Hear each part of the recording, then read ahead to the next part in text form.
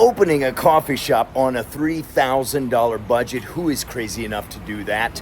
We are. I'm Julian and this is Kwan, and we invite you to hit that subscribe button if you've ever been interested in what it takes to open a coffee shop with zero knowledge. If you're a coffee lover or you just want to see a couple of underdogs build the dream of a lifetime. Here we've got a giant 3-bay location, and because we're doing it on such a cheap budget, we've got a Suzuki Carry, and we need to get this thing in tip-top shape so that we can drive cross-country and pick up the raw materials to build this thing out on a budget. The next stop is gonna be the Suzuki store so that we can inspect the truck and make sure it's ready for a 2,000-kilometer trip.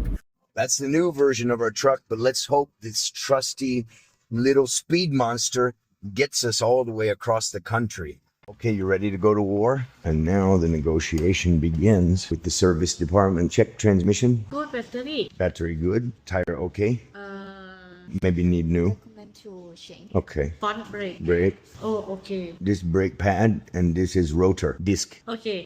suspension, Okay. wiper. Okay. Okay. Belt. It's gonna be expired. One belt is slipping. So we have a list of what we need here. We definitely need a couple of belts. We also need front ball joint bushings. Maybe not the ball joint itself, but it looks like some tie rod end or some of the bushings anyway. We only have 70,000 kilometers on the truck, but it's 11 years old. So naturally the rubber bushings, maybe some rubber grommets, they're gonna need replaced. The interesting thing about this little key truck is that it's a cab over design. So while you can access the fluids and some things underneath the hood, the actual engine is underneath both the passenger and driver's seat. That's where you'll check the oil. That's the beautiful Suzuki Carry, and underneath it we have a transmission leak. We're going to check that out before the long trip to pick up the coffee maker. We're also going to do full oil change, check the differential, change the coolant, air filter, and make sure she's ready. But it is safe enough for us to drive to pick up the coffee machines. We're running on a wing and a prayer that two belts don't go bad, stretch too much, squeal too loud, or break, worst case scenario, through the mountains. Rolling through the curves of the mountains that the tie rod ends or the bushings don't go bad.